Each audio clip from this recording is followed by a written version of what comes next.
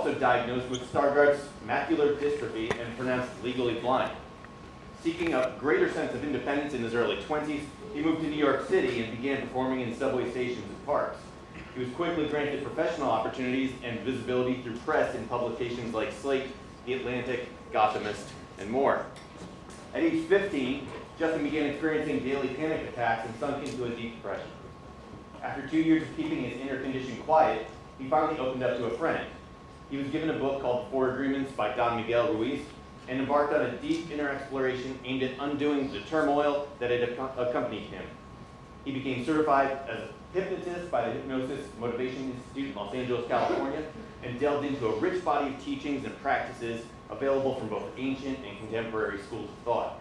His work as a counselor and speaker draws on the experience of moving beyond anxiety and depression by tapping into a place of power and transcendence residing in all of us. And with that, I will turn it over to Justin Sutton.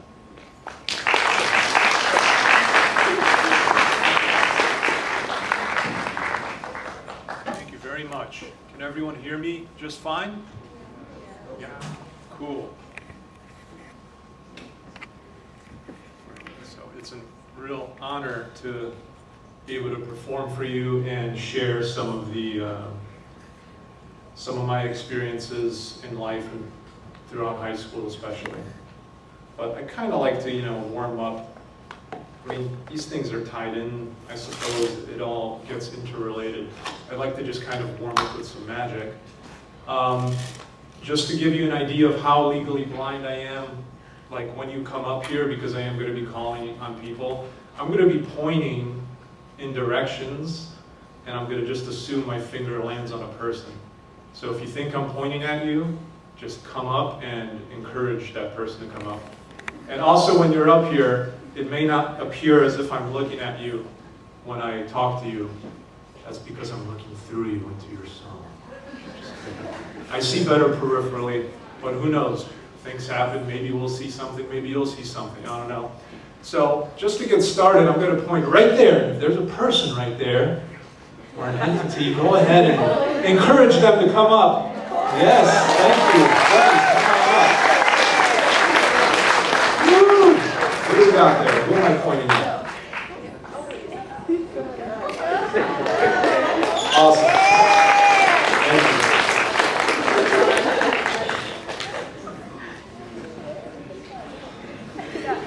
Thank you for coming up. Please come up here. What's your name? Colton. Pleasure. Thanks for joining me. So, you guys might have heard that when one sense becomes diminished, the others become a little stronger. Maybe you guys have heard of that? Yeah. Yeah, so like your eyesight gets worse, maybe you begin to rely on your sense of touch a little more, the tactile sensations. Can we see that these are all different? Yeah. The camera's picking that up? Sort of? Yeah. Yeah. Point it to the light. Colton, yes? Please take anyone you wish. I'll even close my eyes for fun. And make sure you guys can all see what it is. Show it to the camera. Get it nice and close. Don't say it out loud. Very important. Someone likes that card, I guess. It's a good one. High card, I'm guessing? Yeah? Giving it away? Colton, say stop somewhere, anywhere you wish. Stop. Place the card back. Okay. Everyone saw what it was, I'm assuming, yes? Okay. Still keeping my eyes closed just because. So, the idea is to feel the warmth that you left with your fingers. It's very subtle. Anyone can do this with practice, theoretically, because if you direct your attention, this is something you can play around with. If you direct your attention to different parts of your body, like your hands, and you start touching something like the table, you'll notice that it's as if your sense of touch has become heightened. It's like the energy of your attention actually magnifies and heightens things. Things you think about, or even things you just touch or see. The energy of your attention, if you really focus, you begin to notice more detail. You begin to notice. Same with every sense. If you listen to the bird or whatever, you start to notice little nuances and stuff. So I'm trying to feel the warmth you left with your fingers, very subtle. You did put it back in here, right? All right, because none of these feel very different. So you're not messing with me. It's not in your back pocket? feels about right.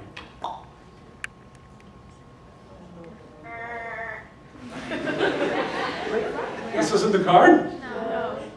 You're not messing with me? I didn't see it. You didn't see the card? All right, that's helpful. You guys saw it though, right? Okay. You want to get in close on this? I just want to be sure this is not it. Definitely not it. Colton, can you come here? This is not it? Okay, very important. Hold on to it, please. This one. Okay, Colton, we have 51 to go. Can you guys tell me what it was? If you tell me this card you're looking at right here is going to change. So go ahead and tell me. Just someone tell me what it is. King of Hearts. That's the one you picked?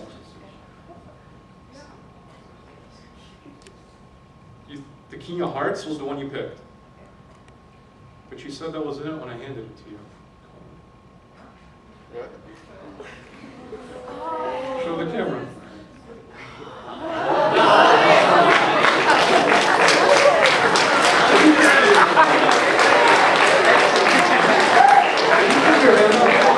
I know what happened, okay? Can we see the hand? So let's bring it down, okay? Everyone can see Cohen's hand, right? This is the King of Hearts, yes? So what happened was the second it touched his hand, you see. Yeah. You see it, right? So it has something to do with the heat of the hand, I think. You see, if you do it just quick enough, it even evaporates. Okay, you go like this. Now, you know what? Here's what we'll do. Can you come in closer? Can you guys actually just touch like that? That's perfect. Yes. Unity, love. Can you make a fist with your right hand, Logan? Can you make a fist with your left hand, John? Now, have any of you, you guys are all into quantum physics, right? No, not really. Not really? I've heard of it before, though. You've heard of it, right? It's a thing. It exists. Bring your arms out like that. Good. So in physics, there's something called entanglement, quantum entanglement. It's crazy. Two particles, think of like two atoms or something, or electrons. They behave as if they're one. You have one there, you have one 100 light years away. You touch that one, the other one responds as if you had just touched it, as if some invisible force is touching it. Scientists do not understand how this works.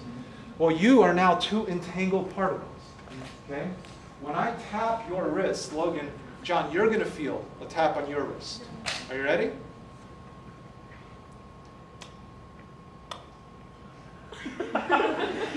Nope. You didn't feel anything? Okay. Did you have breakfast today? Everything's good? Yeah, I did have breakfast. You had breakfast? All right. All right. Now, if you don't feel anything, just pretend like you do. I'm good. Keep your hands tightly closed, okay? Logan, actually, can you open yours, Logan? John, I'm just draw a tiny mark. You should feel this, John, because the palms are much more sensitive. I'm just drawing a tiny mark on Logan's hand. You should definitely feel this. I feel a little bit. Okay, good. Take a look. Just see if it works. I'm curious.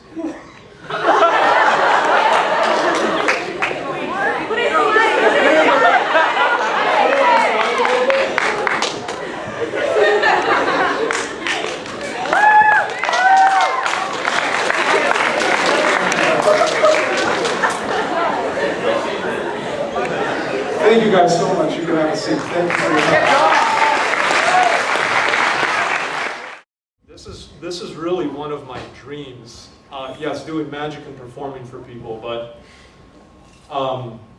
the intention behind what I do has always been to convey through the magic and through other ways, is to convey ideas that I find inspiring, that I find kind of mind-blowing, because there's so much in the universe, there's so much more here than meets the eye, there's so much mystery.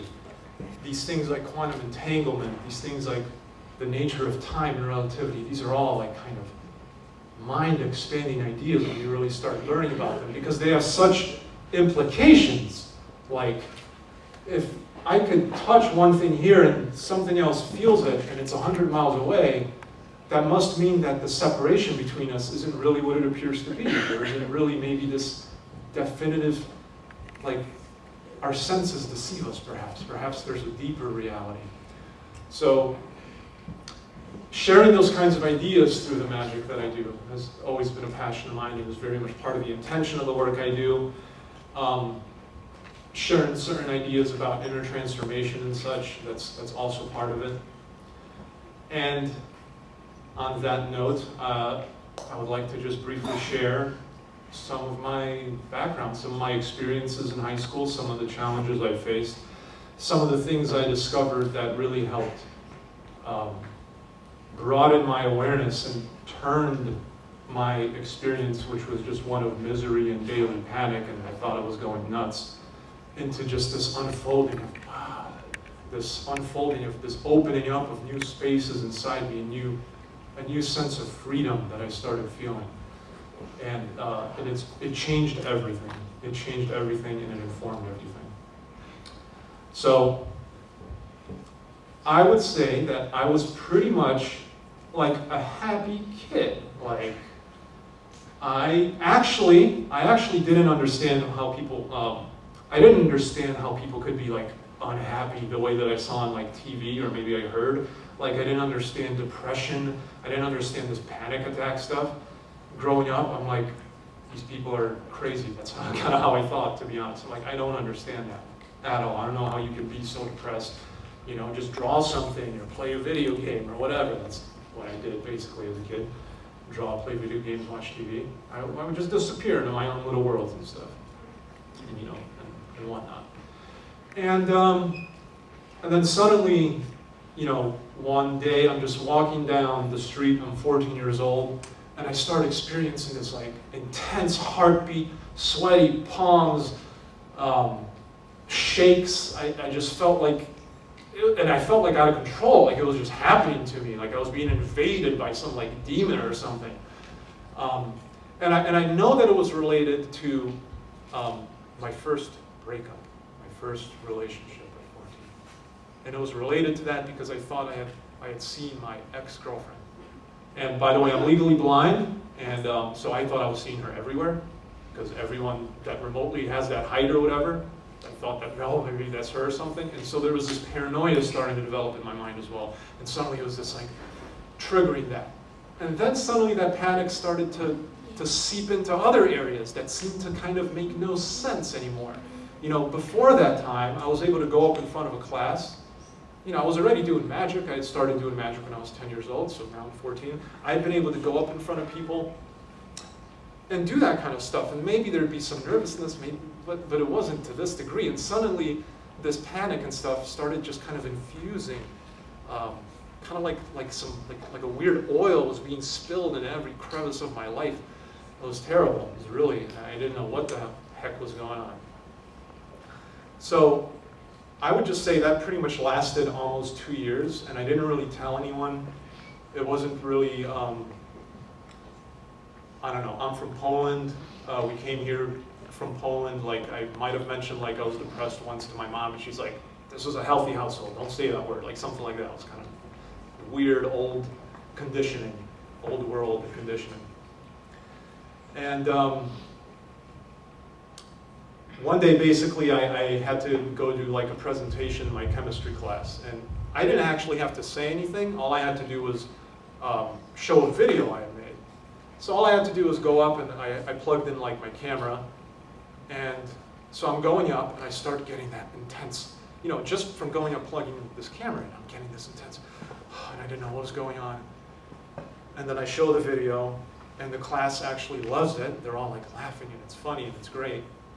And so as that's happening, I'm sitting down and I'm like, okay, thank God. Everything's gonna be okay. They loved it, they think it's funny, it's great. I could just go unplug this camera in peace and everything's fine.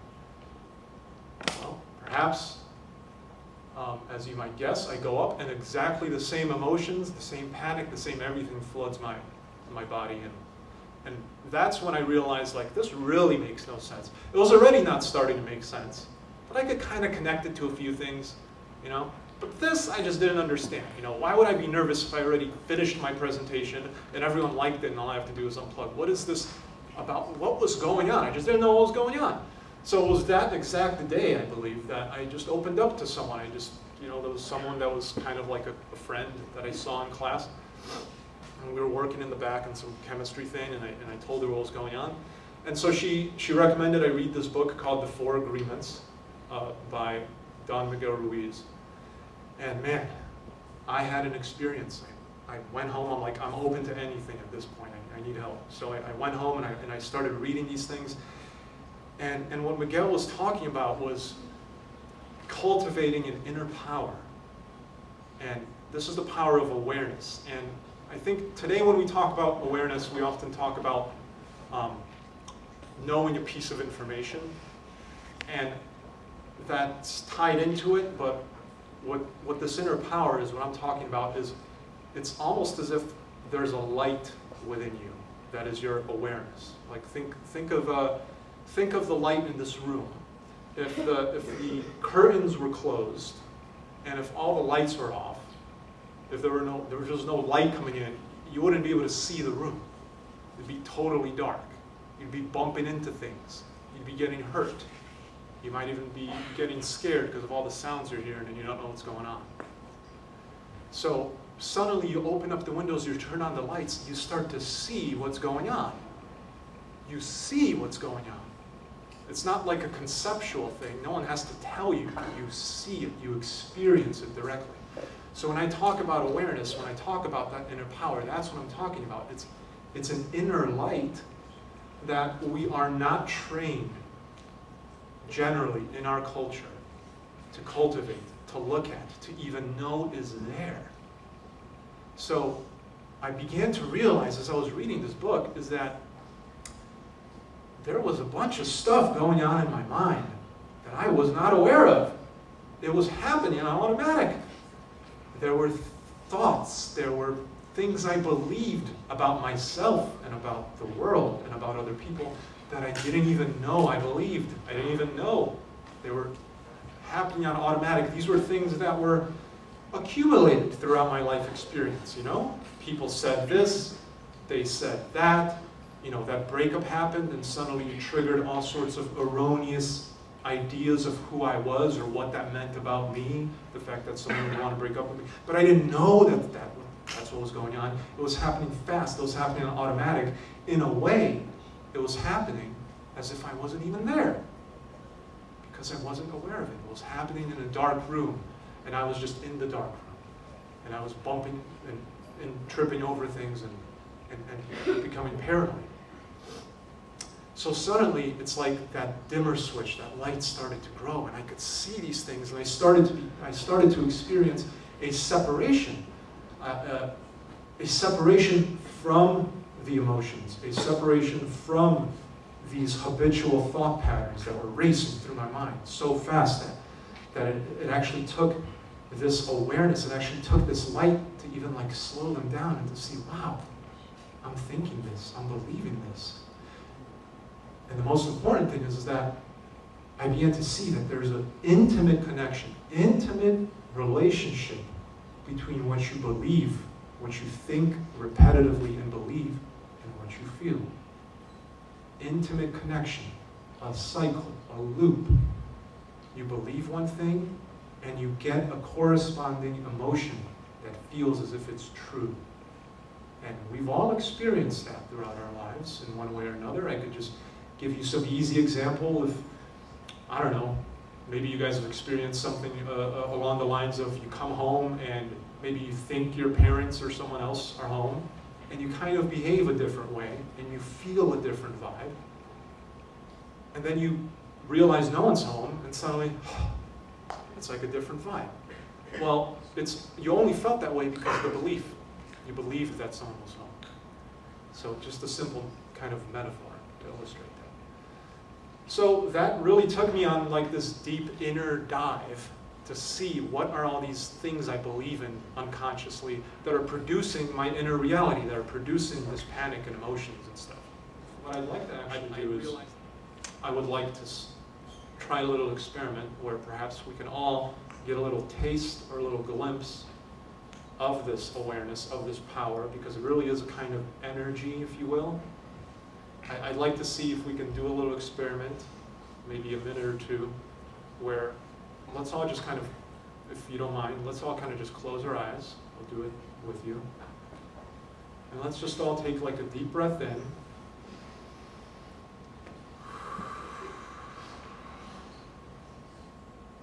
And we can take another deep breath in. And as we're doing that, let's just begin to notice our bodies on the chair. And when I say notice our bodies on the chair, I don't mean think about them. You can have an image, but what I mean is just feel the sensation of your arms on the armrest, of your legs on the seat. Just feel, what does it feel like? And it's not a thought, it's a tactile sensation. So move your attention to the feeling, really magnify that feeling in your awareness. The feeling of the back on the chair, the feeling of your hands, the feeling of your hands on your lap.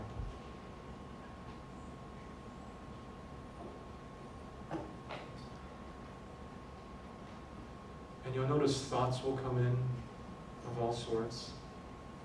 They'll come in automatically about what's going on or something else. And allow yourself to simply let them come and let them go. And continue to just refocus on that sensation of your body on the seat.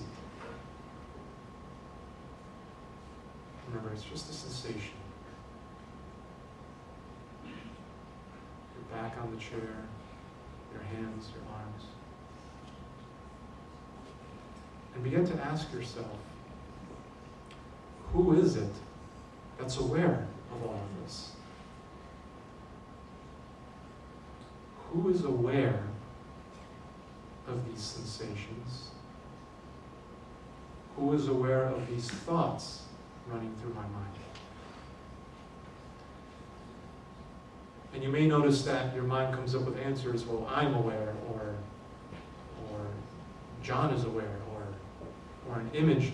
But notice that all of that, all of those answers, are thoughts, are just thoughts appearing in that space of awareness.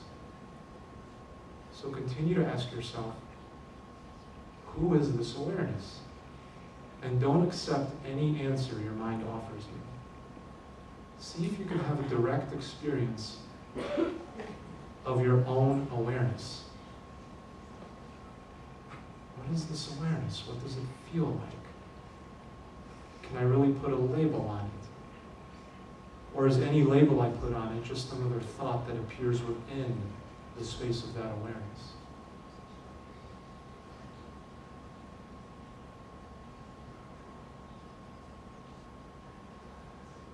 So as you engage in this kind of a inquiry, and if you truly engage in it, you notice that you can't really put a label on awareness. You can't, all sorts of images and all sorts of thoughts about what it is or who you are may come, but you begin to realize that those all appear in the space of who you are. Because yes, this awareness is who you are. It's your sense of I. Your sense of I exist. I am. And so the idea of this inquiry is to tune in, and it is a practice, and it is something that you can do repeatedly throughout the day. You can set up some kind of a meditation practice where you do it a little bit in the morning and at night. But as you begin to do this kind of work, you begin to tune yourself, kind of like a tuning fork, into the feeling of this awareness. And when you really begin to do that, a certain kind of expansion starts to open up within you, a sense of a little bit of, because there's a freedom in that awareness. That awareness steps back and observes what's going on, non-judgmentally. It allows things to come up. It allows them to go. And as you begin to feel yourself more and more as that awareness, a sense of freedom, a sense of inner space begins to seep into your life. So, if your eyes are still closed, feel free to open them up at this point. And this, what I'm sharing with you is, if it is to make a lasting impact on you, it doesn't end with my talk. And the things I'm sharing with you are also probably not things you're going to be learning in school, at least this directly. Maybe you will, I'm not sure. I know that practices like this are being slowly introduced into schools nationwide and stuff. But if what I've said resonates with you in any way, or has piqued any kind of curiosity, or maybe you feel like there's something here, I don't quite understand it, but I feel like there's something here, then what I encourage you to do is basically your own exploration of this. The book, The Four Agreements that I mentioned, will start you off on that journey. It's called The Four Agreements. There's another book called The Power of Now by Eckhart Tolle, The Power of Now. That is another book that will get you going in the right direction as far as what we're talking about today. And this talk will be on YouTube, so if you ever want to go back and watch it again, you can go on my channel and hear some of the things I say. If you missed the book titles, you'll hear them there as well. But once I began doing this kind of work, this kind of exploration of observing what my mind was doing, the fun thing about observing what my mind was doing was I started noticing that, a lot of what I was believing actually made no sense. A lot of these things were, it's because there was so little light in that room that I was able to convince myself of all this stuff, that when I actually put under the scrutiny of my awareness, all fell apart. All these self-images of good enough, not good enough, who am I compared to this? I started feeling a sense of unified worth. I started feeling this kind of worth within me that I knew was inherent, basically meaning I was born with. I inherited it, if you will, to use poetic language. And I knew that everyone had that same exact worth, that same magic, that same divine power or awareness that I called it. But you don't even have to use that kind of language. Just, there was an inherent worth. And I think deep down, in the deepest core of our being, we're all capable of uncovering that there is an inherent worth, absolutely equal. We may be so different in so many ways, and it's beautiful. Beautiful to celebrate our diversities, our cultures, where we came from, our interests, our likes, even our appearances. All of that is just beautiful. Part of the play, part of what keeps life interesting, but underneath all of that, there is a shared worth and a shared power and a shared essence that we all have. And when I began to become more and more in touch with that, just like that panic and that fear that was seeping into my life like a dark tar, suddenly this light, this liquid light, this awareness, this other energy started seeping into everything I was doing. And I began to become more relaxed. I began to feel more confident, because confidence is basically just the ability to be here in the moment and present and with that person. You don't need to have some kind of image of yourself as I am the great one or whatever, because that's just an image. It's just another thought you have in your head. Passes and goes, and you'll always feel like it's under threat if someone says something to the contrary. And the same goes with an image of yourself as I'm no good, I'm the worst. It's just another image. And it may be deep-seated, meaning that it may take some time, some practice to be able to separate yourself from that. But just knowing that you can is vital. And I will say that I am no expert in these things, in the sense that I still have my reactions, my lows, where I feel, weird about myself or whatever, all of that.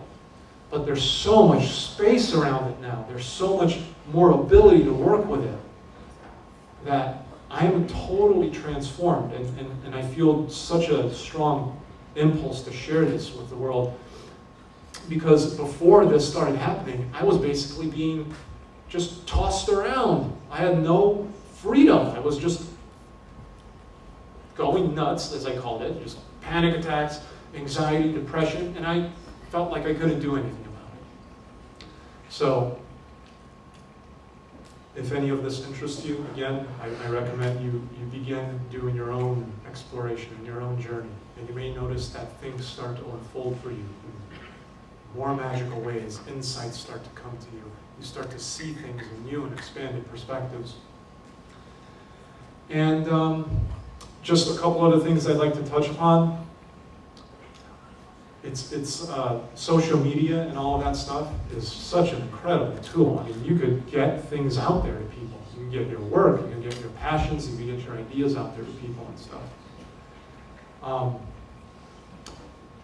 In many ways, and this has happened with me, and it's still something that I have to come back to and keep in check, is that the likes, the comments, and everything, they start to kind of, it's very tempting to replace that inherent sense of worth that we were just talking about with the likes and comments and stuff.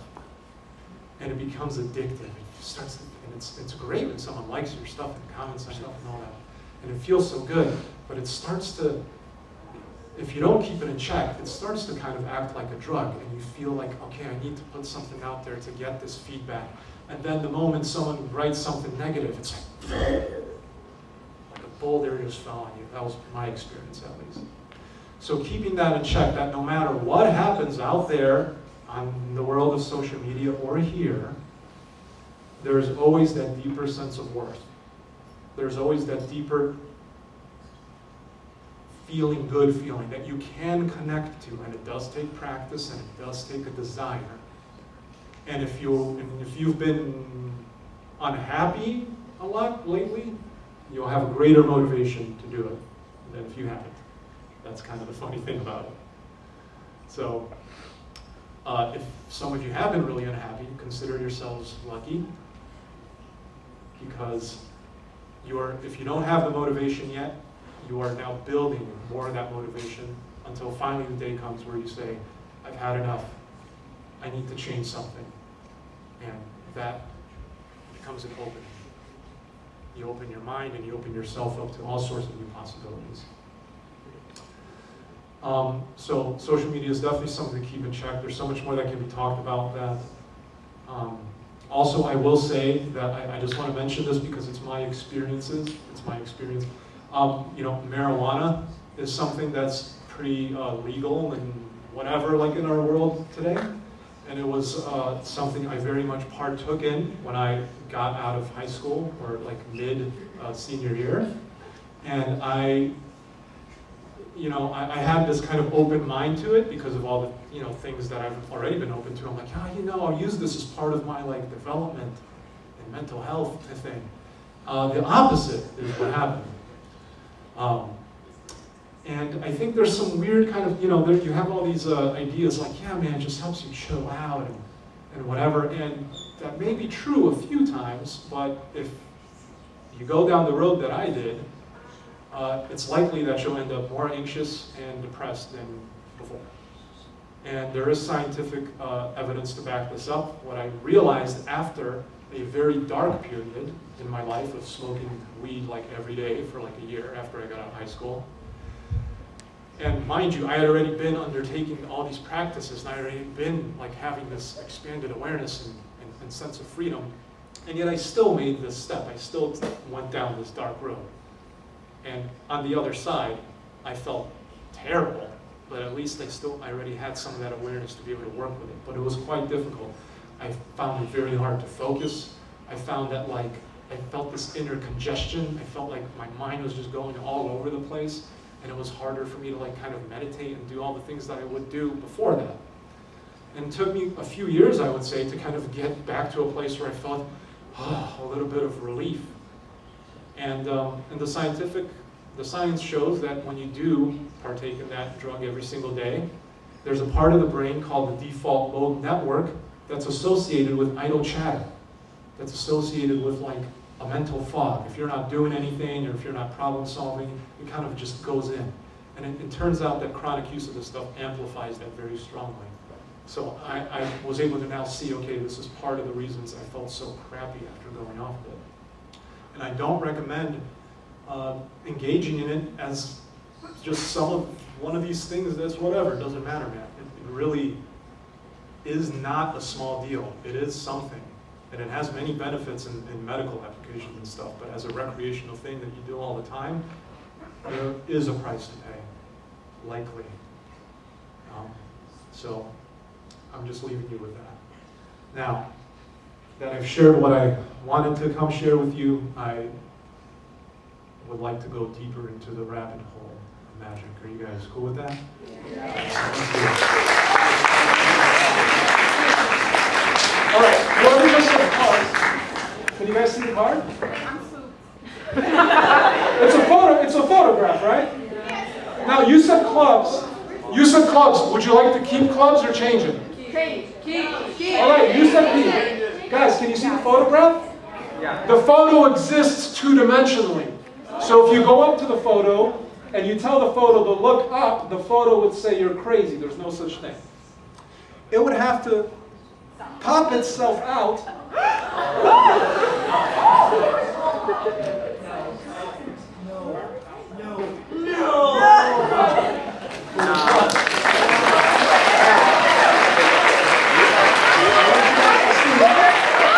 It's gone. Right? It doesn't slide or anything. It's your phone, of course. Thank you so much. Thank you.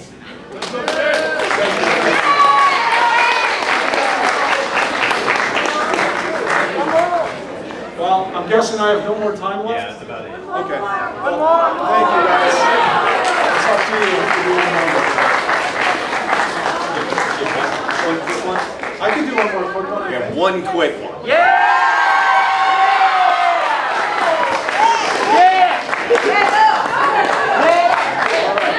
All right.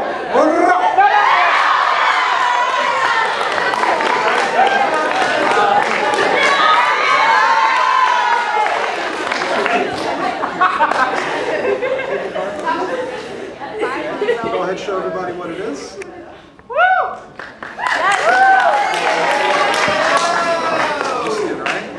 We'll place it about halfway. It's definitely not the top card, right? No. Not the top card, right? Where does it look like the rest are going? Okay. It's definitely not this one, right? Yeah. Okay. Go ahead and step forward a little bit for me so you can see this as well. You guys see it, right? Some scientists believe that if you move faster than the speed of light, watch the card, you can actually start moving back in time to when you have the whole deck in your hand, which is sort of paradoxical because I'm able to keep one in the pocket, you see. Well, look, if I place it back and I try to restore the timeline, it looks like there was no deck of cards. So now we're just left with this one, which means it's a new timeline, and we're all different people. I'm sorry. Thank you so much.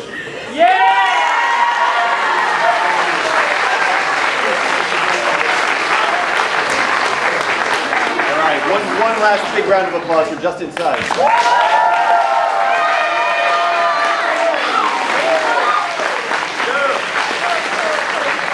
For my next trip, I'm going to make you all disappear to D Block.